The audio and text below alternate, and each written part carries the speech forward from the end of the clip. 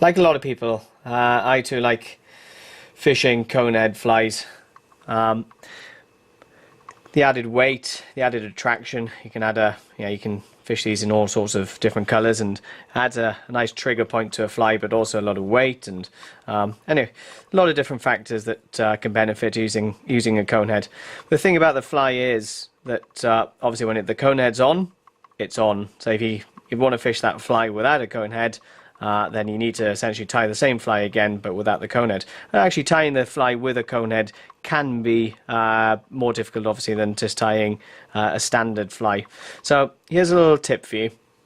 When you buy your coneheads, and obviously you can get them in a variety of colours, a variety of sizes. Here's just a small selection there now. These are tungsten coneheads. Rather than actually attaching these to the fly before you start, you can get a tube fly liner. This is by Yuma, and it just comes in little short lengths. But what you can do with this is you need a candle, or actually you just use if you want to just use a lighter to do it as you go along, that's fine. But I tend to do these in batches, so you can do all the different colours and carry a range of colours as you go along. So what you want to do is just slowly burr the end of the tubing. So now I'm using just a thicker tubing here just to show you the effect. Hopefully that will show up. But it just creates just a swollen end to the tubing.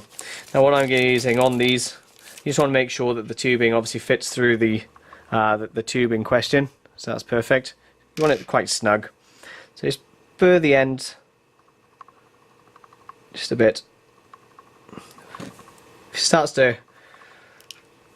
starts to burn, just blow the flame out. Just allow it to cool a little bit, and then draw it into the back end of the tube of the cone head. As such, after you do that, trim the other side very close, leaving about 2 mil out the end of the cone head. Make sure it pulls all the way down. So all you need to do then is just twist the other end by the flame like that, and there you go, it's done both ends for you. What you can do then is you can obviously do them in a range of colours, range of sizes. So you're just fishing a standard tube fly, so the tube fly is on the line already. Or actually, before you tie it on, you can put this, you can slide these up. What you can do is just drop your lined cone heads, just slide it through the hole at the top and drop it down onto the head of the fly. Now you'll find when they fish, it'll automatically drop down onto the head of the fly anyway.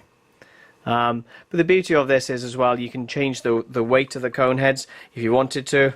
Obviously you can change the colour of the cone heads, but also if you wanted to, you can add, if you want to add additional weight, you can actually put a couple of cone heads onto the same fly. And then you can just vary them accordingly. But that becomes a lot easier than carrying a tube fly that's already got the cone head on. So yeah, a very simple tip, but one that adds an extra dimension to your fly box basically. But what I would say as well, don't be tempted to fish them without lining them, because the kind of unfinished edge of the cone heads can fray your line and damage your line. So it's always better just to line them. It's a very simple process, as you've just seen, but again, it enables you to fish just a huge range of flies without adding too much to your selection, i.e. tubes that have already got the cone heads on and tubes that haven't got the cone heads on. You can carry them all without the cone heads on and add as you see fit on the day.